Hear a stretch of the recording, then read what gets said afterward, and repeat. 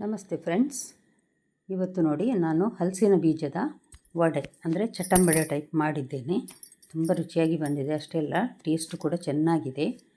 Good food land ಚಾನಲ್ಗೆ ನಿಮಗೆಲ್ಲರಿಗೂ ಆತ್ಮೀಯ ಸ್ವಾಗತ. ನೀವಿನ್ನೂ ನನ್ನ ಚಾನಲ್ ಗುಡ್ ಫುಡ್ ಲ್ಯಾಂಡನ್ನು ಸಬ್ಸ್ಕ್ರೈಬ್ ಮಾಡಿಲ್ಲ ಅಂದರೆ ದಯವಿಟ್ಟು ಸಬ್ಸ್ಕ್ರೈಬ್ ಮಾಡಿ. ಹಾಗೂ ನಿಮಗೆ ಈ ರೆಸಿಪಿ ಇಷ್ಟ ಆದರೆ ಲೈಕ್ ಬಟನನ್ನು ಪ್ರೆಸ್ ಮಾಡಿ ಮತ್ತು ಫ್ಯಾಮಿಲಿ ಫ್ರೆಂಡ್ಸ್ಗೆ ಶೇರ್ ಮಾಡೋದನ್ನು ಖಂಡಿತ ಮರಿಬೇಡಿ. ಸುಮಾರು 3-4 ಹಿಡಿಯಷ್ಟು ಹಲಸಿನ ಬೀಜ ನಾನಿಲ್ಲಿ ಕುಕ್ಕರಲ್ಲಿ ಮುಳುಗುವಷ್ಟು ನೀರು ಹಾಕಿ ಒಂದು 3 ವಿಜಿಲ್ ಹಾಕಿಸ್ತೇನೆ. ಇದನ್ನು 3 ವಿಜಿಲ್ ಹಾಕಿಸಿದರೆ ಸಾಕು, ಚೆನ್ನಾಗಿ ಬೇಯ್ತದೆ. ಇದು ತುಂಬ ಸಾಫ್ಟಾಗಿ ಬೆಂದರೆ ಒಳ್ಳೆಯದಾಗ್ತದೆ. ಇದರ ಸಿಪ್ಪೆ ನಾನು ತೆಗೀಲಿಲ್ಲ. ಮೊದಲಿಗೆ ಜಜ್ಜಿ ಬೇಯಲಿಕ್ಕಿಟ್ಟರು ನಡೀತದೆ. ನಾನು ಇದನ್ನು ಹಾಗೆಯೇ ಬೇಯಲಿಕ್ಕಿಟ್ಟಿದ್ದೇನೆ. ಈಗ ನೋಡಿ, ಇದರ ಪ್ರತಿಯೊಂದರ ಬೀಜದ ನಾನಿಲ್ಲಿ ಸಿಪ್ಪೆಯನ್ನು ತೆಗಿತಾ ಇದ್ದೇನೆ. ಒಂದು ಸಣ್ಣ ಸಿಪ್ಪೆ ಸಹ ಉಳಿಬಾರ್ದು, ಅಷ್ಟು ಚೆನ್ನಾಗಿ ಇದನ್ನು ತೆಗಿಬೇಕು.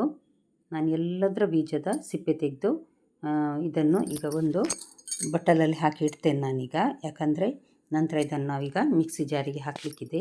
ನೋಡಿ, ಇದರ ಕಪ್ಪು ಭಾಗ ಇದ್ದರೆ ತೊಂದರೆ ಇಲ್ಲ, ಅದು ಬ್ರೌನ್ ಕಲರ್ ಇದೆ ನೋಡಿ, ಅದು ಇದ್ದರೆ ತೊಂದರೆ ಇಲ್ಲ. ಸಿಪ್ಪೆ ಮಾತ್ರ ಚೆನ್ನಾಗಿ ತೆಗಿಬೇಕು. ಇದನ್ನು ನೋಡಿ ಈಗ ಮಿಕ್ಸಿ ಜಾರಿಗೆ ಹಾಕ್ತೇನೆ. ನೀರು ಹಾಕದೆ ರುಬ್ಬಬೇಕು ಇದನ್ನು. ನೀರು ಹಾಕೋದು ಬೇಡ. ನಾನು ನೋಡಿ ಈಗ ನೀರು ಹಾಕದೆ ರುಬ್ಬಿ ತಂದಿದ್ದೇನೆ. ಸ್ವಲ್ಪ ತರಿ ಇದ್ದರೆ ತೊಂದರೆ ಇಲ್ಲ, ತುಂಬ ನುಣ್ಣಗೆ ಸಹ ಆಗಬೇಕಂತೇನಿಲ್ಲ. ನಾನು ಒಂದು ದೊಡ್ಡ ಈರುಳ್ಳಿ ಅಂದರೆ ಸಾಧಾರಣ 1.5 ಕಪ್ಪಿನಷ್ಟು ಈರುಳ್ಳಿ ಆಗ್ತದೆ, ಸಣ್ಣದಾಗಿ ಕಟ್ ಮಾಡಿದ್ದಕ್ಕೆ ಹಾಕಿದ್ದೇನೆ. ಅಷ್ಟೇ ಅಲ್ಲ, 1.5 ಹಿಡಿಯಷ್ಟು ಕೊತ್ತಂಬರಿ ಸೊಪ್ಪು ಅಂದರೆ ಒಂದು ಅಂಗೈ ಫುಲ್ಲು ಹಿಡಿ ಕೊತ್ತಂಬರಿ ಸೊಪ್ಪನ್ನು ಸಣ್ಣಗೆ ಕಟ್ ಮಾಡಿ ಹಾಕಿದ್ದೇನೆ. 1 ಟೀ ಸ್ಪೂನ್ನಷ್ಟು ಜೀರಿಗೆ, 1 ಟೀ ಸ್ಪೂನ್ನಷ್ಟು ಬಡೆಸೊಪ್ಪು ಹಾಕಿದರೆ ತಿನ್ನುವಾಗ ಅಲ್ಲಲ್ಲಿ ಸಿಗುವಾಗ ಪರಿಮಳ ಮತ್ತು ಟೇಸ್ಟ್ ಚೆನ್ನಾಗಿರ್ತದೆ. ಅದಕ್ಕೋಸ್ಕರ ಮೆಣಸಿನ ಪುಡಿಯ ಬದಲು ನಾನಿಲ್ಲಿ ಚಿಲ್ಲಿ ಫ್ಲೇಕ್ಸ್ ಹಾಕ್ತಾ ಇದ್ದೇನೆ. 1 ಟೀ ಸ್ಪೂನ್. ಖಾರ ಜಾಸ್ತಿ ಬೇಕನ್ನಿಸಿದರೆ ಹಾಕ್ಕೊಳ್ಬಹುದು. ಸ್ವಲ್ಪ ಉಪ್ಪು ಮತ್ತಿದು ಸ್ವಲ್ಪ ಹಿಂಗು ಹಾಕಿದ್ದೇನೆ. ಮತ್ತು 1 ಟೇಬಲ್ ಸ್ಪೂನ್ನಷ್ಟು ಚಾಟ್ ಮಸಾಲ. ಮೆಣಸಿನ ಪುಡಿ ನಾನಿಲ್ಲಿ ಹಾಕಲಿಲ್ಲ, ಬೇಕಿದ್ದರೆ ಸ್ವಲ್ಪ ಹಾಕ್ಕೊಳ್ಬಹುದು. ಮತ್ತು ಕಡಲೆ ಹಿಟ್ಟು ಮತ್ತು ಅಕ್ಕಿ ಹಿಟ್ಟನ್ನು ನೋಡಿ ಹಾಕ್ಕೊಳ್ಬೇಕು. ನಾನಿಲ್ಲಿ ಸಾಧಾರಣ 1/4 ಕಪ್ಪಿನಷ್ಟು ಕಡಲೆ ಹಿಟ್ಟು ಹಾಕಿದ್ದೇನೆ ಮತ್ತು ಅರ್ಧ ಕಪ್ಪಿನಷ್ಟು ಅಕ್ಕಿ ಹಿಟ್ಟು ಹಾಕಿ ಈ ರೀತಿ ಚೆನ್ನಾಗಿ ಮಿಕ್ಸ್ ಮಾಡುವ. ನಂತರ ಬೇಕಿದ್ದರೆ ಸ್ವಲ್ಪ ಕಡಲೆ ಹಿಟ್ಟು ಹಾಕ್ಕೊಳ್ಬಹುದು. ನಮಗೆ ಈ ರೀತಿ ಇದನ್ನು ಉಂಡೆ ಮಾಡಿ ನೋಡಿ, ಈ ರೀತಿ ಚಪ್ಪಟೆ ಮಾಡುವ ಹಾಗೆ ಇರಬೇಕಿದು. ಸ್ವಲ್ಪ ಗಟ್ಟಿ ಇದೆ. ಇನ್ನು ಈರುಳ್ಳಿ ಎಲ್ಲ ನೀರು ಬಿಟ್ಟ ನಂತರ ಸ್ವಲ್ಪ ಸರಿಯಾಗ್ತದೆ. ಒಂದು 10 ನಿಮಿಷ ಹಾಗೆ ಇಟ್ಟು ಬಿಟ್ಟರೆ ನಂತರ ಸ್ವಲ್ಪ ಕೈಗೆ ಈ ರೀತಿ ಎಣ್ಣೆ ಹಾಕಿ ಈ ರೀತಿ ಉಂಡೆ ಕಟ್ಟಿ ನಂತರ ವಡೆ ತಟ್ಟುವ ಹಾಗೆ ಚಪ್ಪಟೆ ಮಾಡಿ ಕೈಯಲ್ಲಿ ಅಂಗೈಯಲ್ಲಿ ನೋಡಿ ಈ ರೀತಿ ಪ್ರೆಸ್ ಮಾಡಿದರೆ ವಡೆ ರೆಡಿ ಆಗ್ತದೆ. ನಾವಿದನ್ನು ಶಾಲೋ ಫ್ರೈ ಮಾಡೋದು, ಡೀಪ್ ಫ್ರೈ ಸಹ ಮಾಡ್ಬೋದು, ಆದರೆ ನಾನಿಲ್ಲಿ ಶಾಲೋ ಫ್ರೈ ಮಾಡ್ತಾ ಇದ್ದೇನೆ. ನಾನಿಲ್ಲಿ ತೆಂಗಿನ ಎಣ್ಣೆಯನ್ನು ನೋಡಿ ಇದು ಬಿಳಿ ಕಾವಲಿಯಲ್ಲಿ ಹಾಕ್ತಾ ಇದ್ದೇನೆ. ಒಂದು 3 ಟೇಬಲ್ ಸ್ಪೂನ್ನಷ್ಟು ಸಾಕಾಗ್ತದೆ, ಜಾಸ್ತಿ ಬೇಕಾಗಿಲ್ಲ. ಇದರಲ್ಲಿ ನೋಡಿ ಮಾಡಿಟ್ಟ ಈ ವಡೆಯನ್ನು ಒಂದೊಂದೇ ಹಾಕಿ ಶಾಲೋ ಫ್ರೈ ಮಾಡಲಿಕ್ಕೆ. ಒಂದು ಸಲ ಎಣ್ಣೆ ಚೆನ್ನಾಗಿ ಬಿಸಿ ಆದರೆ ನಂತರ ಮೀಡಿಯಮ್ ಹೀಟಲ್ಲಿ ಮಧ್ಯಮ ಉರಿಯಲ್ಲಿ ಇದನ್ನು ಎರಡೂ ಕಡೆ ಸಹ ಚೆನ್ನಾಗಿ ಫ್ರೈ ಮಾಡಬೇಕು.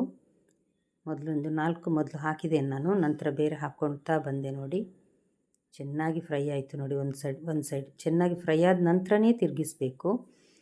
ಫ್ರೈ ಆಗದೆ ಮಾಡ್ತಾಯಿದ್ರೆ ತಿರುಗಿಸಿ ಬೇಯಿಸ್ತಾ ಇದ್ದರೆ ಅಷ್ಟು ಚೆನ್ನಾಗಿ ಬೇಯುವುದಿಲ್ಲ ಮತ್ತು ಎಣ್ಣೆ ಸಹ ಚೆನ್ನಾಗಿ ಎಳೀತದೆ. ಚೆನ್ನಾಗಿ ಫ್ರೈ ಆದ ನಂತರನೇ ತಿರುಗಿಸಿ ಹಾಕಿದರೆ, ಇನ್ನೊಂದು ಸೈಡ್ ಬೇಯಲಿಕ್ಕೆ ಹಾಕಿದರೆ ಎಣ್ಣೆ ತುಂಬ ಇಳ್ಕೊಳ್ಳೋದಿಲ್ಲ. ನೋಡಿ ಎಲ್ಲ ಸಹ ವಡೆ ರೆಡಿ ಆಯಿತು ನೋಡಿ. ತುಂಬ ಟೈಮ್ಸ್ ಏನು ತೆಗೆದುಕೊಳ್ಳೋದಿಲ್ಲ, ಯಾಕಂದರೆ ಆಲ್ರೆಡಿ ಹಲಸಿನ ಬೀಜ ಬೆಂದಿರ್ತದೆ. ರುಚಿಯಾಗಿರ್ತದೆ. ಖಂಡಿತ ಒಮ್ಮೆ ಟ್ರೈ ಮಾಡಿ ನೋಡಿ ಫ್ರೆಂಡ್ಸ್. ಹಲಸಿನ ಹಣ್ಣಿನ ಬೀಜ ಅಂತೂ ನಾವು ಫ್ರಿಜ್ಜಲ್ಲಿ ತೆಗೆದಿಟ್ಟಿರ್ತೇವೆ.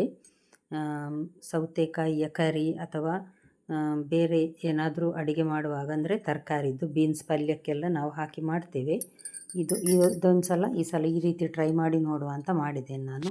ತುಂಬ ಚೆನ್ನಾಗಿ ಬಂತು, ಮಕ್ಕಳಿಗೆ ಸಹ ತುಂಬ ಖುಷಿಯಾಯಿತು. ನೀವು ಸಹ ಖಂಡಿತ ಒಮ್ಮೆ ನಿಮ್ಮ ಮನೆಯಲ್ಲಿ ಟ್ರೈ ಮಾಡಿ ನೋಡಿ ಫ್ರೆಂಡ್ಸ್. ಹಾಗೆ ಲೈಕ್ ಬಟನನ್ನು ಪ್ರೆಸ್ ಮಾಡೋದನ್ನು ಖಂಡಿತ ಮರಿಬೇಡಿ. ಹಲಸಿನ ಬೀಜದ ಲಡ್ಡು, ಹೋಳಿಗೆ ಮತ್ತು ಪದಾರ್ಥಕ್ಕೆ ಬೇಕಾಗುವಂತೆ ಸುಕ್ಕ ಅಂದರೆ ನಮ್ಮ ಹಲಸಿನ ಬೀಜದ ಸುಕ್ಕ, ಈ ರೀತಿಯೆಲ್ಲ ನಾವು ಮಂಗಳೂರಿನವರು ಬಗೆಯಾಗಿ ಮಾಡ್ತೇವೆ. ಇದರಲ್ಲಿ ಇದು ಸಹ ಒಂದು ರುಚಿಯಾದ ಖಾದ್ಯ. ಹಾಗಾಗಿ ನಾನು ಇದನ್ನು ಟ್ರೈ ಮಾಡಿ ನೋಡಿದೆ. ನೀವು ಸಹ ಟ್ರೈ ಮಾಡಿ. ನಾಳೆ ಇನ್ನೊಂದು ಹೊಸ ರೆಸಿಪಿಯೊಂದಿಗೆ ನಿಮ್ಮನ್ನು ಮತ್ತೆ ಭೇಟಿಯಾಗ್ತೇನೆ. ನೋಡಿದ ಎಲ್ಲ ವೀಕ್ಷಕರಿಗೆ ಧನ್ಯವಾದ.